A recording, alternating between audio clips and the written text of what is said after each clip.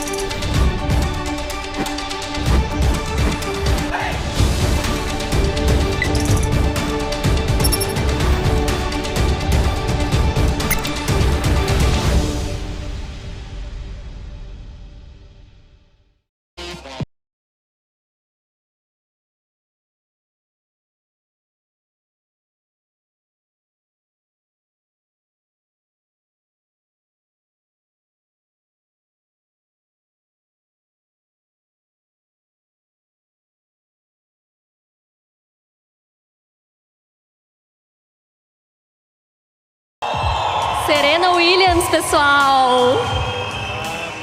We are short on mic. You don't have a mic. Oh, I have a mic. Oh, you do have. Yes. I'm sorry. Serena, it's truly an honor to have you here with us. Thank you. It's really good to be here as well. Thanks for having me. Hi, everyone.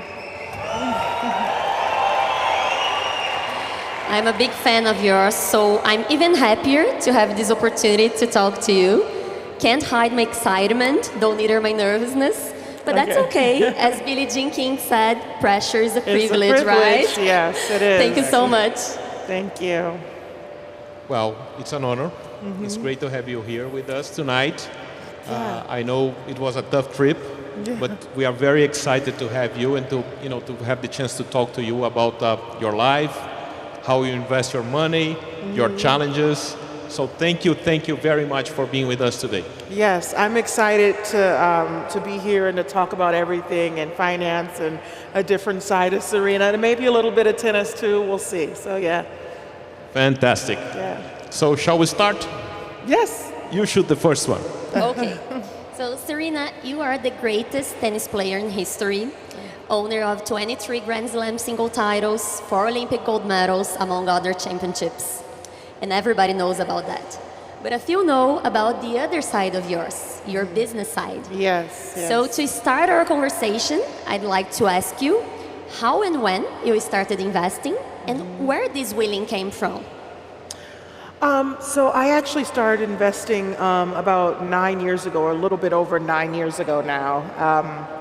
I would see companies, I would literally be on the tennis court, and I don't know if when you watch a tennis match, they have like these sponsors on around the court, or maybe there's a ticker and the sponsors that keep flashing up.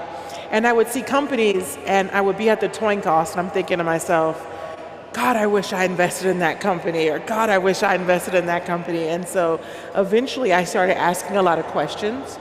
And then I wanted to learn more about, okay, well, how do I invest? So I just started asking questions. I started spending a lot more time in San Francisco and meeting with different companies and Studying.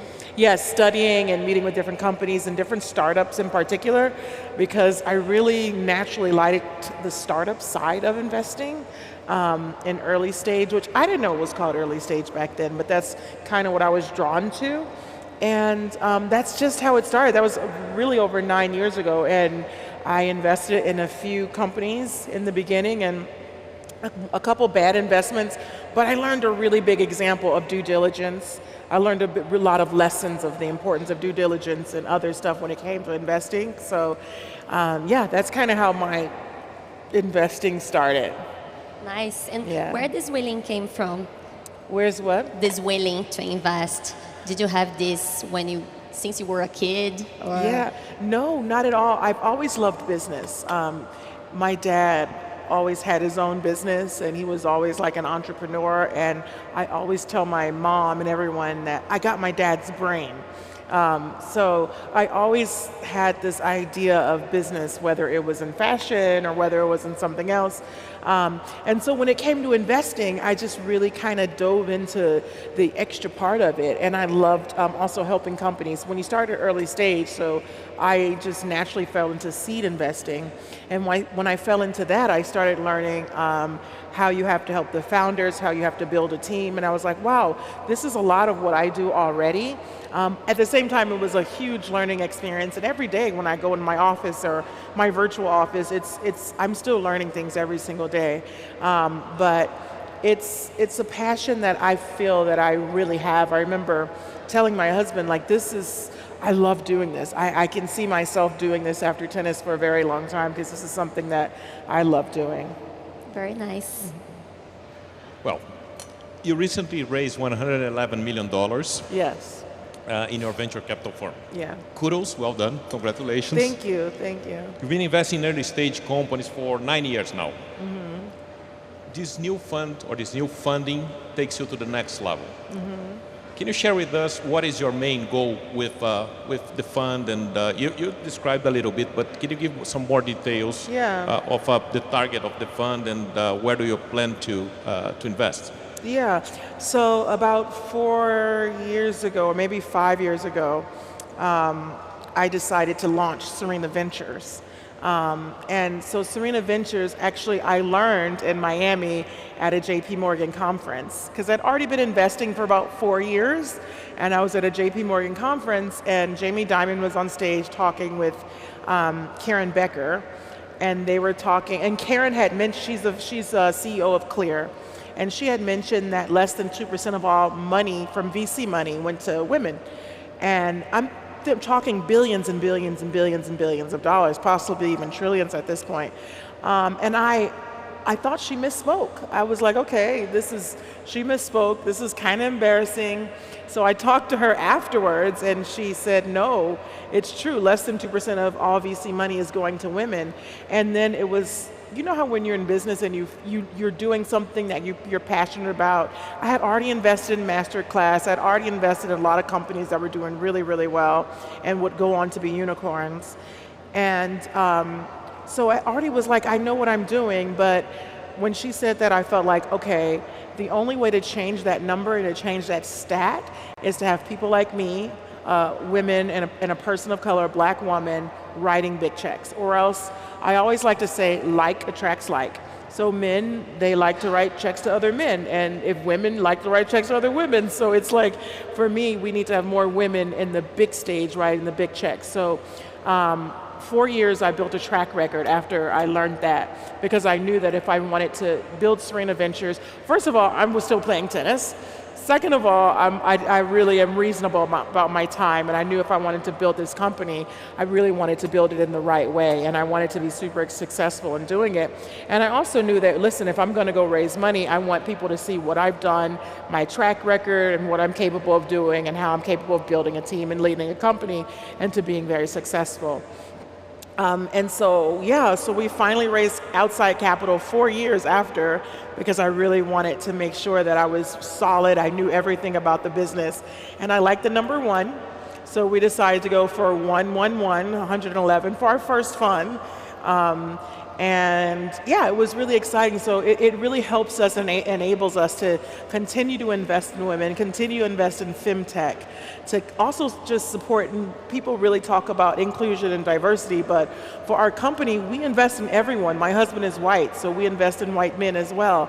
But because of myself and my partner, Allison Rappaport-Stillman, because of who we are and because of we are women, we naturally see more women naturally come to us. More women are even more comfortable talking to us because they feel like they have a chance and they feel like this is a good opportunity for them to be heard and for them to be seen. And that's kind of our thesis. So I think right now our portfolio currently has about upwards of 68% of female or person of color founders, which is really unheard of in the VC world. But we really, we put our mouths there, and we also say we do what we say we're going to do. Impact investing. Pardon? Impact investing. Impact investing and early stage investing, because we feel like these companies that are early stage investors, they really need support, and that's when you have a really good idea, is a really good opportunity to actually help and actually have that impact and to be that impact investor. Thank you. Perfect. And the lack of diversity persists in the financial market, and actually investors sometimes lose opportunities due to that, mainly because teams are not diversified enough to make the decisions. So could you please give us some examples of one or two companies you invested in and what you saw on that company or that founder that convinced you to write them a check? Oh, that's, so we have so many companies that we know and love. Oh my goodness. I was just on a call with a very interesting company called Freeing Returns. And the woman, her name is Barbara, she's an amazing founder. What they do is they're more B2B, more SaaS companies. So I call them, they're not very fancy, but they're doing things that are super important. And those are the companies I actually really love to invest in. So what her technology does, it tells you, it goes into stores, mostly brick and mortar stores, and able to tell you which products are people coming in and basically pilfering or stealing, and just try to make that better and to try to explain how to have a better security services around those products. Very interesting company. And it's called Freeing Returns. So yeah, she's been an amazing founder. I invested in her because I just really believed what she was building. You know, I love B2B stuff. I love that type of stuff.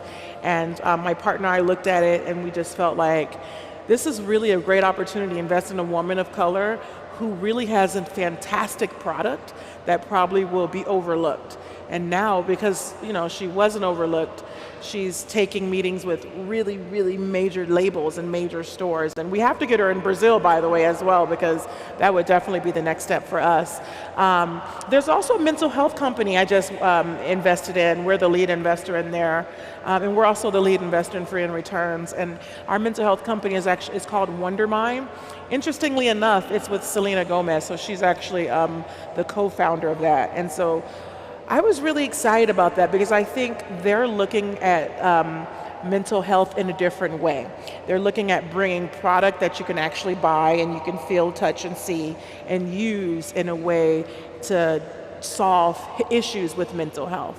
And in addition to that, they're looking at building different platforms and to watch different things about mental health. And so I found that quite interesting, and I love their programming and how their roadmap, I feel like, is quite amazing. And there's this woman on their team, Daniela Pearson. She is one of the most dynamic co-founders I have talked to all the time. So it's really exciting to see what they're building. But our portfolio companies, each one of them, we absolutely love and we support so much. And yeah, there's just so many. There's Foodie, which is another great company. It's a wife and a husband, and they started this this recipe where chefs can have their own recipe and make money from selling their recipe, so getting it off of the free YouTubes and stuff. And so it's another wonderful platform. So I can go on and on, but I won't. But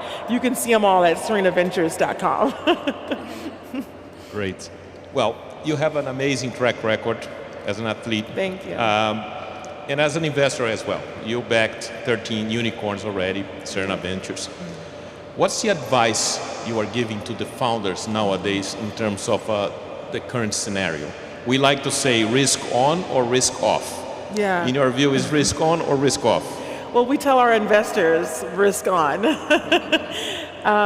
But we, you know, me, myself, and I'm there again with my partner, her name Allison, and we really want them to think long term. And I always start, what is your end goal? And work your way back. If your end goal is to be acquired, then what are you going to do to get acquired? If your end goal is to go public or IPO, then what are you going to do to achieve that goal? You know, so we just work backwards from there. And like, what is your marketing? Like, what are you doing to get people to know about your product? And then we're a really unique platform where they can actually rely on me to use some aspects of my platform to get to know their company better. And when I say that, it's just the people that I know and the relationships that I have been able to build through the 30 years of my career. So we can introduce them to really strategic people that might help their business. So, you know, our company is really exciting and working in different ways like that.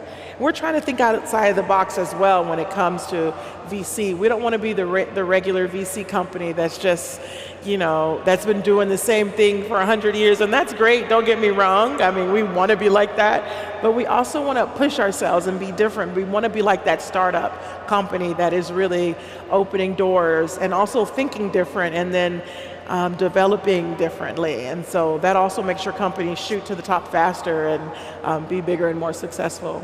Great. One thing is in your next capital raise, our clients may be interested. So let's talk about it later. Yeah, no, that would be really interesting because we're probably going to raise pretty soon, so we'll have to have lots of conversations. But also, we at Serena Ventures, we save a lot of our capital to invest outside of the United States. So one place that I'm really interested in investing in is Africa, as well as Latin America. So obviously Brazil would be a great place for us to invest in as well. So we have several portfolio companies out of Africa already in different areas. So we, again, one thing I think when I think about Serena Williams, talking third person here, I think that I have to use my global platform. So right now I'm looking at companies in Australia, I'm looking at companies everywhere because we really want Serena to be that global platform like Serena Ventures. We want Serena Ventures to be that global platform like me. So, and that's super important to me. And so because I've played tennis and because I've traveled so much, I know we're looking at it in a different way. And that goes back to what I said about I want to build Serena Ventures to be a modern venture company, a venture capital company. So yeah, we have a big foot in the door to do that. Great, thank you. Moving on to mental toughness, there are some really powerful lessons you share from your career in tennis. So going back to this journey of building your businesses, what was the most difficult moment and how did you overcome it? I guess there are plenty of difficult moments. In business? In business. In business? But you can share in tennis as well. I think realizing one day that I have a startup. Startups are hard. They're very hard. They take so much work. You work all day long. It's a lot. You wake up and you work, and you go to bed and you work. And it's like, how did I get involved in another startup? Because also a fashion company that was a startup, and I'm just like, ugh. And it's a difficult sector, right? It is very difficult, and then you have to start, and then you have to build your team. But once you get there, it's worth it. But it takes a lot of work and a lot of effort and a lot of managing and a lot of management. And yeah, it's intense, but I'm glad we're past that stage. It was just about focusing in and just knowing that we're going to get past it. That was really hard. Well, you excelled in tennis with a lot of discipline, focus, strength, and the whole, qualities that you need to be a superstar in the sport.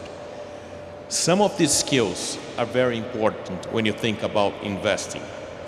Can you share with us how do you use the tennis skills in investing? Is there any parallel between playing at your level and investing? Yeah, I would say there is a parallel with playing and investing. We're dealing now with a really interesting deal that happens to be in Africa that we have to be, I'm very competitive, so I'm just like, make space for us, move some people off the cap table. There has to be room for us. So that competitive spirit of never giving up and never stopping and just understanding also the work ethic. I think some people are like, oh, I could do this, but whatever you do, whether it's VC or whether it's sport or whether it's anything else, it takes a lot of work. And I think I bring that to the table of I'm a very hard worker and I actually enjoy it. I don't like to sit still and not do anything. I like to be busy and I like to just, not stop for some reason. But yeah, I think the work ethic is something that can't be taught, and I was able to, fortunately enough, build a really good work ethic in tennis, and that has been able to really help me in business, whether it comes to winning deals or even fundraising. Perfect. Congratulations. Thank you. In the same line, is there any difficult moment, any specific moment that you remember when you were facing some challenges, like some difficult moment in court that you remember and think, I already faced that challenge in the past, so this new one is just a new one. Is there any moment that gives you this strength to move on? No, in general, I just try to stay positive, and I just try to just move on and think that overall I'm a serene person. So yeah, not really on the court, but other places in my life I'm very calm, and yeah, so not too much. And you have a great team, right? So yeah, it's important. We do. We have a really good team already, and we're building and we're expanding, and we're always looking for people to add to the team. And so that's where we are now, and our team is so good right now, and I'm really excited to have more people join. It's not about just one person, right? Yeah, Adventure is definitely about a team, because you have people that have different focuses. We have a guy on our team that focuses really on Web3 and crypto, so that is a thing that he really is pretty good at. So, and then you have other members on our team who are more on B2B, and other people who are focused more on fintech and marketplaces. So it really just kind of depends. It's all about team. Yeah.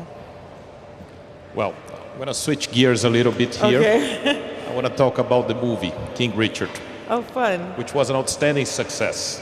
Will Smith won the Oscar as the best actor. How do you feel about the movie? How was your reaction when you saw the movie?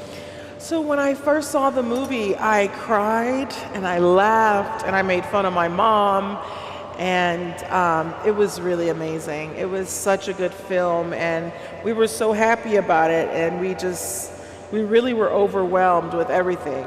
We were really involved in the process, so we had notes, they took the notes, they made some changes, they did some edits, but we were really excited that people could see my dad in a true light, because I think for so many years when you're on my career and my dad, they made him seem like a lot of other tennis dads, and he was actually the total opposite. So I was really happy for the film. And I think Will Smith, he did a wonderful job when he portrayed my father, and I mean all the actors and actresses, and it was the woman who played my mom, Ingenue, she really, to me, stole the movie and stole the role, and I felt like she was one of the strongest characters in the movie. But I liked it. It was a really good movie. Did you like it? I love it. Okay. I think everybody we won liked the King Richards too. Yay! Were you concerned at any point with anything about the movie, or no? No, because we were really involved. And one of my sisters was on set every single day. And she was actually a producer. We were producers. So we were really involved in the process. And we thought when they came to us with this script, we said, listen, if you're going to do this, you have to tell the story the right way. The only way you're going to tell this story is that you hear it straight from us, how it happened and how things was or were. And yeah, it was really important for us to do that. May I just ask another question? Serena, do you prefer TV series or movies? Or if I may ask, when you finish a game, you're tired, how do you relax? Okay, so I definitely prefer TV series then. Cool. Yeah, because I like the story to continue. Sometimes I fall in love with the characters. They become a part of my life. Yeah, I think I like TV series. And I relax by watching TV or movies or whatever, and it just shuts my brain off because I feel like I'm thinking a lot sometimes, and sometimes I'm like, I just don't want to think, shut off. And yeah. Perfect. Would you mind sharing with us one or two TV series you watched recently that you liked? Recently, I don't know, I'm a little late to the game, but I just finished, a few months ago, maybe even 8 months ago, I just finished Downton Abbey. And I don't know, I mean, it's an older show, but I fell in love with that. I mean, I was obsessed with that show so much. Also, random, I like Crustaceans, Jurassic Park. It's like an animated show. It's really good because I like dinosaurs.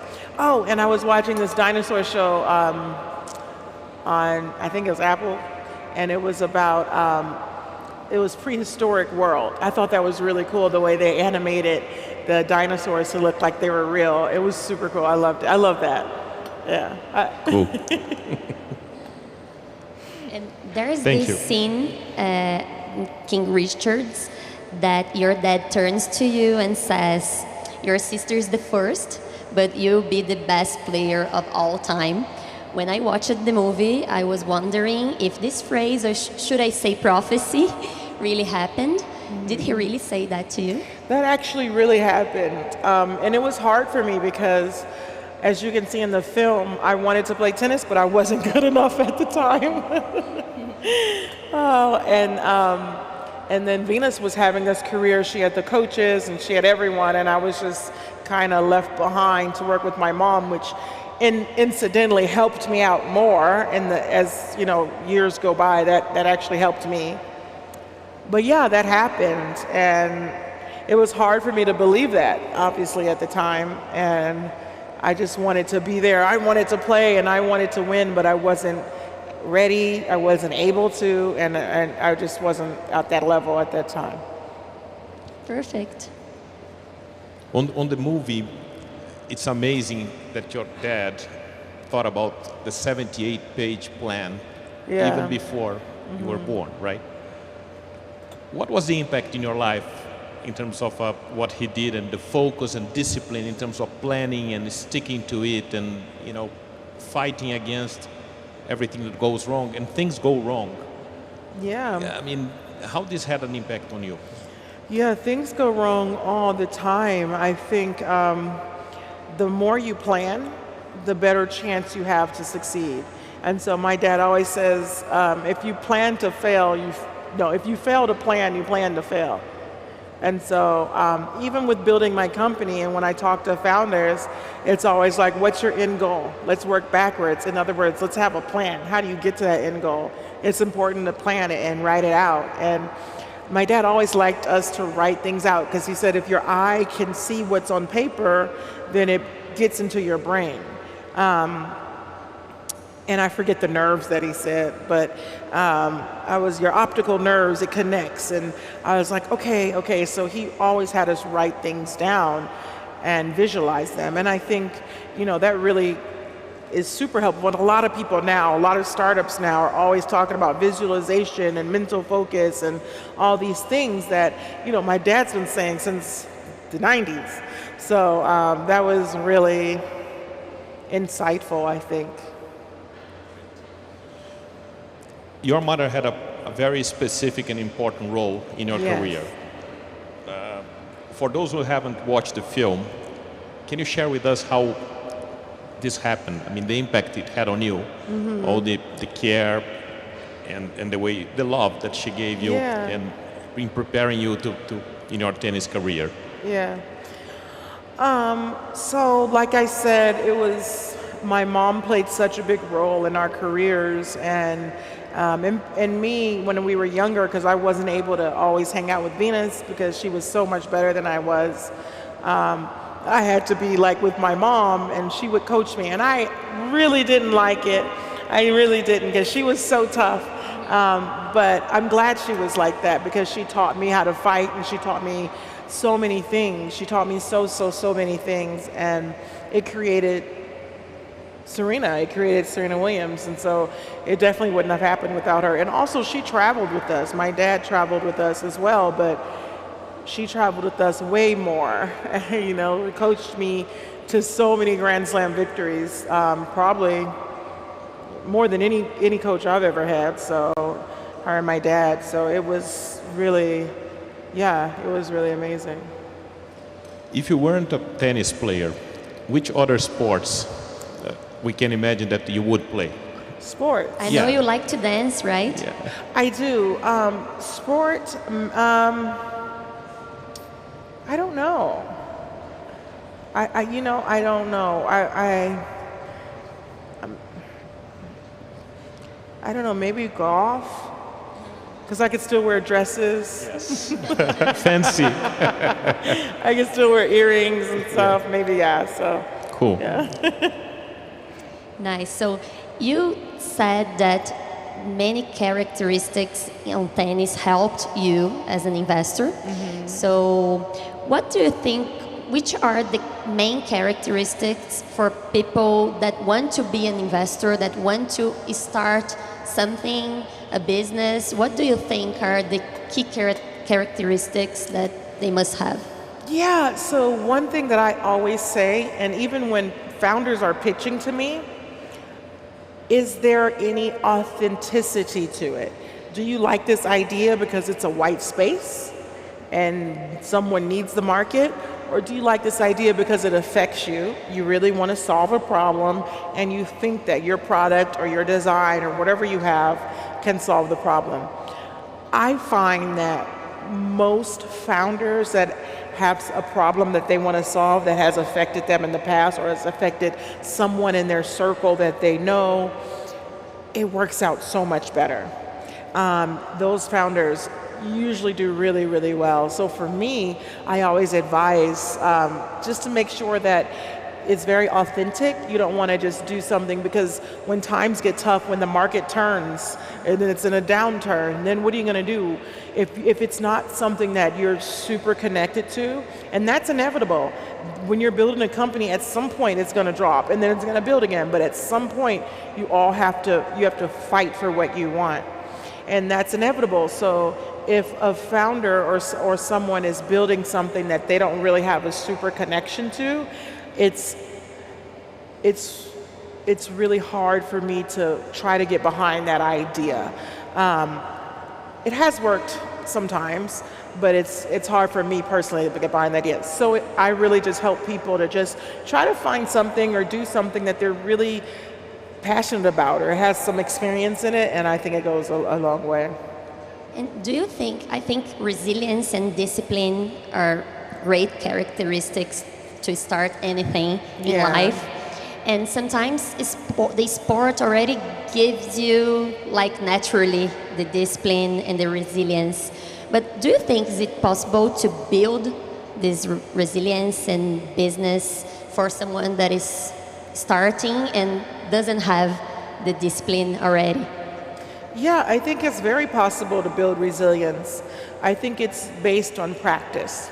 You have to practice, like in order to build resilience and you're building a company. It's like a daily exercise, right? Yeah, it is.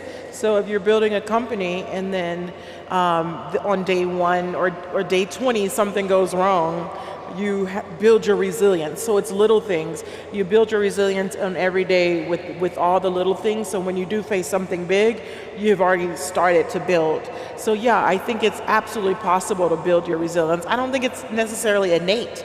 It's something that you grow. Like even with me, I've had to build resilience. I've had to learn to fight. And it's like an exercise. Your exercise is an action. It's a verb. It's an action word. So it's something that you constantly have to do and you constantly have to work on. Yeah, I have something here. If you look to the left side, you see some kids over there. They are part of an NGO which helps children to become tennis players. What's the advice you can give to them? They're so cute. They are over there. You see. It's called Rede Tênis Brasil. It's like a Brazilian tennis network. It's an NGO helping young kids, young talent to play tennis. So it's a social project. Yeah. And so what can you tell them? What's a piece of advice you would give to them? Okay, so work hard. And you probably heard this, but never give up. But never, never, never give up on your dream. If it's tennis, never give up on it. If it's something else, don't give up on it. Don't let anyone tell you what you can't do.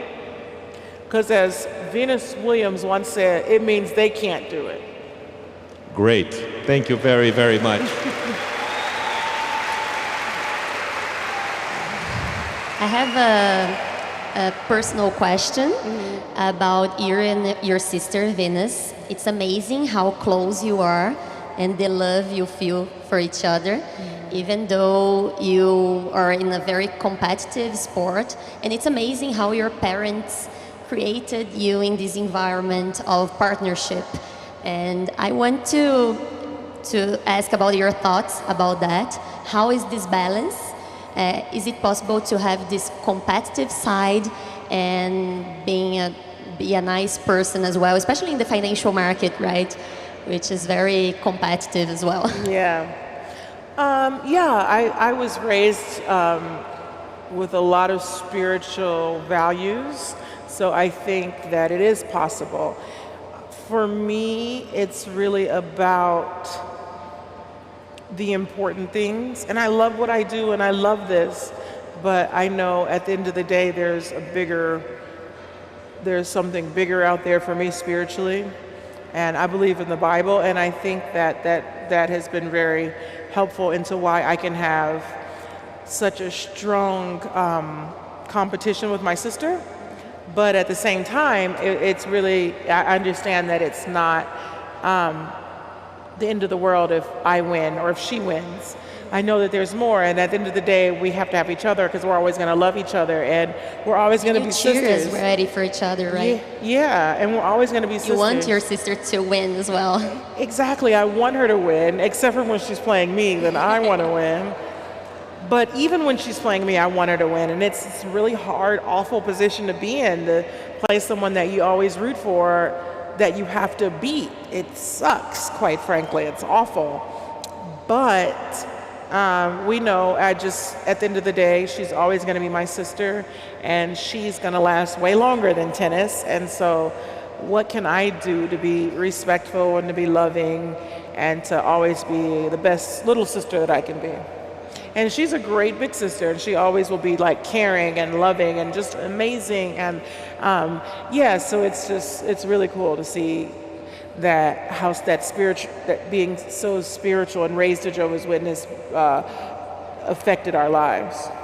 And this is really important for leadership as well, right? Not only because she's your sister, but I think in the other business that you have, it's very important to have this both sides of competitiveness and also knowing and learning from people and being nice.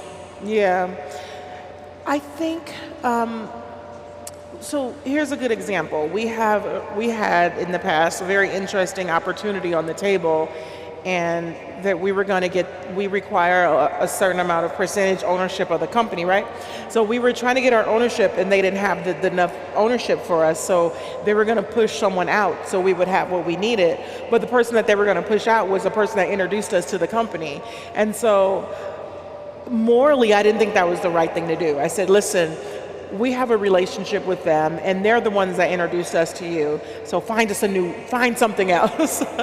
I didn't give up. I was like, find us a new way in, because we still want to do your deal, but we're not going to cut someone that has been kind to us. And that, I don't know. I'm sure that happens sometimes. I'm sure it doesn't happen. And so, but for us and for me and for the company that I'm doing for right now, that's how I would like for it to go, and that's how it does go. Well, I think we are about to end. Okay. Unfortunately. I just wanted to say that you are a great example. Thank you. All of us here. We love you. We think you're a great player, a great person, an amazing person. Thank you so much. Thank you for being... But can I make a final question? Yeah. I have a very interesting final question. Oh, okay. Shoot. And it's about balancing work and life. Yes. So I think you've done all of this while being a mom as well. And I've read that you and Olympia are very close, are always together. And so I think it would be interesting to get your point of view on how to balance work and life, how to manage those trade-offs between career, maternity, life in general, because this is really hard to do and people struggle with this. So what do you think about this? All the women in all professions, I mean, not only in sports, but in banking, in investing, everything is more complicated. Everyone faces this challenge. Yeah, that's because women are more caring and loving. It's definitely, it's not easy. You know, I think for me, I have to decide what's most important for me, and then fit everything else in. So what's most important, I put that in my glass first. I fill my glass with that first. And then what's next, I put that in. And then I keep adding. And sometimes things don't fit, you know? But at the end of the day, the most important things fit, and that's what matters. And so happens to be that my family and God are most important, and everything else goes in after that. You know, I think business is going in a little bit before tennis sometimes, but that's okay because I love what I do. And then tennis goes in that glass, and then yeah, and there's so much to do, but I think if you just prioritize and really focus on that, and you might have to let some things go. And as women, we do a lot. We're moms, and we keep the house, and we do so many different things that you know, we just have to prioritize more, I think, than yeah. Perfect. And to finish this amazing talk, I'd like to get a word of you to all the women that are here. You are a very empowered woman and an example for all of this. So could you please give us a word, especially for women? Enjoy what you do, and I say that to women and to everyone. Just, I love what I do. Be kind to the person to the right and to the left and to the front and to the back of you, because you never know when you want someone to return the favor. And that's just in general what I would like to tell everyone. Perfect. Thank you so much. Thank you. This was amazing. Thank you. Serena Williams, guys. Thank you. Amazing. Thank you. Sorry.